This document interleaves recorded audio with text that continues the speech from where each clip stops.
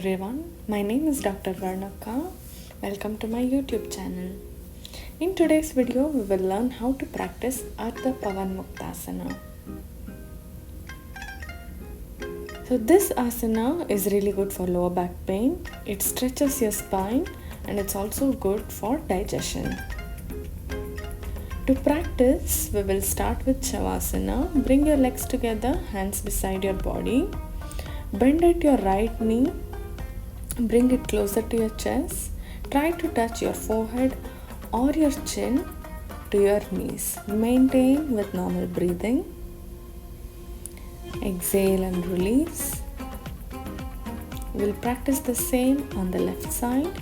Bend at your left knee. Catch hold of your knees.